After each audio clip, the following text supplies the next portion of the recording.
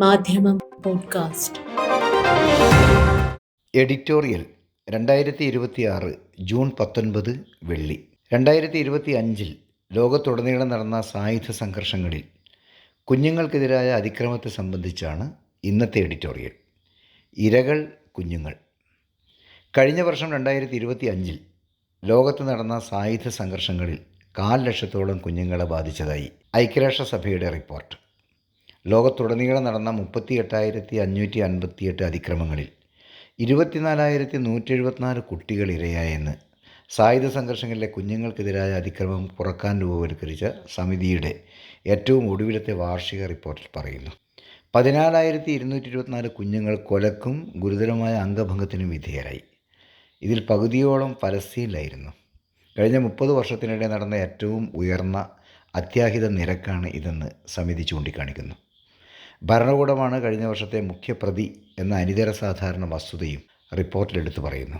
Palestine കഴിച്ചാൽ പിന്നെ Congo, Nigeria, Myanmar, Somalia എന്നിവയാണ് തൊട്ടടുത്ത രാജ്യങ്ങൾ.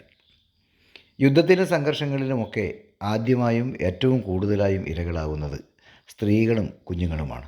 ഈ വസ്തുത മനസ്സിലാക്കി അവർക്കായി കൂടുതൽ കരുതൽ സൃഷ്ടിക്കാനാവുമോ എന്ന് 30 വർഷം മുമ്പ് നടത്തിയ പരീക്ഷണമായിരുന്നു സായുധ സംഘർഷങ്ങളിലെ കുട്ടികളുടെ കണക്കെടുപ്പ്. അതിനായി 1996 രൂപം കൊടുത്ത പ്രത്യേക വേദിയാണ് ബുധനാഴ്ച നടയപ്പറഞ്ഞ റിപ്പോർട്ട് പുറത്തുവിട്ടത്. അന്ന് ജനറൽ അസംബ്ലിയിൽ ഗ്രാസ മെഷേൽ അവതരിപ്പിച്ച റിപ്പോർട്ടിൽ യുദ്ധങ്ങളിലും സായുധ സംഘർഷങ്ങളിലും കൂട്ടക്കുരുതികളിൽ പെട്ടുപോവുക മാത്രമല്ല, കുഞ്ഞുങ്ങളെന്നും അവർ പ്രത്യേകം ഉന്നം വെക്കപ്പെടുന്നുണ്ടെന്നും ചൂണ്ടിക്കാണിക്കുകയുണ്ടായി. 1986, 1996 ദശകത്തിൽ ലോകവ്യാപകമായി 2 ദശലക്ഷം കുഞ്ഞുങ്ങൾ സായുധ സംഘർഷങ്ങളിൽ കൊല്ലപ്പെട്ടു എന്നായിരുന്നു അന്നത്തെ റിപ്പോർട്ടിലെ കണക്ക്. ജീവിതകാലം മുഴുവൻ ജീവച്ഛവങ്ങളായി കഴിച്ചു കൂട്ടേണ്ടവർ അതിൻ്റെ 3 ഇരട്ടി വരുമെന്നും. അന്നത്തെ അന്താരാഷ്ട്ര സമൂഹത്തിൻ്റെ ഞെട്ടലിൽ നിന്നാണ് ഈ വിഷയത്തിൽ പ്രത്യേകം പഠനവും വാർഷിക റിപ്പോർട്ടും വേണമെന്ന് വെച്ചത്. 3 പതിറ്റാണ്ട് പിന്നിടുമ്പോൾ പക്ഷേ കാര്യങ്ങൾ കൂടുതൽ വഷളാവുകയാണ് എന്ന് തെളിയിക്കുന്നു 2025 അവലോകന റിപ്പോർട്ട്. 3 പതിറ്റാണ്ട് മുമ്പ് കൂട്ടക്കുരുതികൾക്കും കുഞ്ഞുങ്ങളെ തെരഞ്ഞുപിടിച്ചുള്ള കുരുതികൾക്കും ക്രൂരതകൾക്കും തുനിഞ്ഞിരുന്നത് വിമത കലാപ ഗ്രൂപ്പുകളും വംശീയ ഭീകര സംഘങ്ങളുമായിരുന്നു. എന്നാൽ ഭരണകൂടങ്ങൾ തന്നെ അതിക്രമത്തിന് മേൽനോട്ടം വഹിക്കുന്നുവെന്നതാണ് മാറിയ പ്രതിഭാസം. ഇസ്രായേൽ തന്നെയാണ് അതിലെ പ്രധാന വില്ലൻ. ഇരകൾ ഗസയിലും വെസ്റ്റ് ബാങ്കിലുമുള്ള പലസ്തീൻ കുട്ടികളും. UN secretary general Antonio Guterres ആ പരിഭവം പരസ്യമായി പ്രകടിപ്പിക്കുകയും ചെയ്തു. കുട്ടികൾക്കെതിരായ അതിഗുരുതരമായ അതിക്രമങ്ങൾ പലസ്തീനിൽ കയ്യും കണക്കുമില്ലാതെ വർദ്ധിക്കുന്നത് ആശങ്കയുടെ ആഴം കൂട്ടുന്നുവെന്നും ഇസ്രായേൽ സേനയ്ക്ക് പുറമെ അധിനിവിഷ്ട പലസ്തീനിലെ ഇസ്രായേലി കടന്നുകയറ്റക്കാരും അതിൽ കാര്യമായ പങ്ക് വഹിക്കുന്നുവെന്നും സ്ഥിതി കൂടുതൽ സങ്കീർണമാക്കുന്നുവെന്നും ഗുട്ടറസ് വ്യക്തമാക്കുകയുണ്ടായി. നിലവിൽ തന്നെ സംഘർഷമേഖലയിലെ ലൈംഗിക അതിക്രമങ്ങളുടെ പേരിൽ UN-ൻ്റെ പ്രത്യേക കരിമ്പട്ടികയിലാണ് ഇസ്രായേലിൻ്റെ സ്ഥാനം. ഈ കരിമ്പട്ടികയിൽ പെട്ടതുകൊണ്ട് ഉപരോധമൊന്നും പേടിക്കാനില്ല. പട്ടികയിൽപ്പെട്ടവർക്ക് പേരുദോഷം വരുത്താമെന്നും അത് നീക്കിക്കിട്ടാനായി അവരെ ചർച്ചാമേശയിലേക്ക് കൊണ്ടുവരാൻ അത് ഉപയോഗിക്കാമെന്നുമാണ് UN കണക്കുകൂട്ടൽ.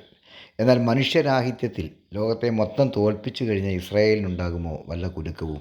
സയനിസ്റ്റ് ഭീകരതയെ തളക്കാൻ ഇതുകൊണ്ടൊന്നും ആവില്ല എന്ന് ഗുട്ടറസിനും UN-നും ബോധ്യമില്ലാതെയല്ല.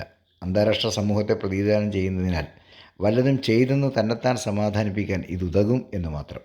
1996 ഗ്രാസ മെഷേൽ തൻ്റെ റിപ്പോർട്ടിൽ തുറന്നു പറഞ്ഞ സത്യമുണ്ട്. ലോകത്തിന് ധർമ്മവും നീതിയും നഷ്ടപ്പെട്ടിരിക്കുന്നു എന്ന വസ്തുത. അടിസ്ഥാന മാനവിക മൂല്യങ്ങൾ നഷ്ടപ്പെട്ടിടത്താണ് കുഞ്ഞുങ്ങൾക്ക് നേരെയുള്ള കുരുതിയും ബലാത്സംഗവും അംഗവിച്ഛേദനവും നടപാടുന്നത്. കുട്ടിപ്പട്ടാളമായി അവർ സൈനിക വൃത്തിക്ക് നിർബന്ധിക്കപ്പെടുന്നത്. കുഞ്ഞുമക്കൾ അറുവറുതിക്ക് ഇരയായി മരിച്ചു വീഴുന്നത്.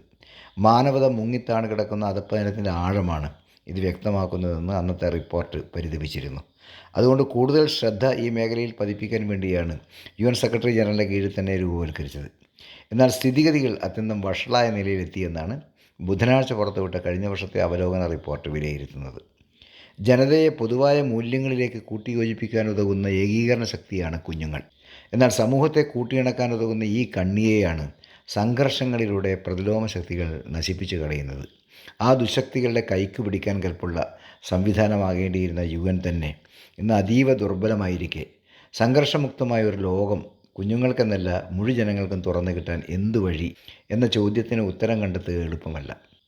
അതുവരെ കുഞ്ഞുങ്ങൾക്കെതിരായ കൂട്ടക്കുരുതികളും കിരാതവൃത്തികളും റിപ്പോർട്ടുകളിലെ വെറും കണക്കുകളായി അവശേഷിക്കും. മാധ്യമം പോഡ്കാസ്റ്റ്.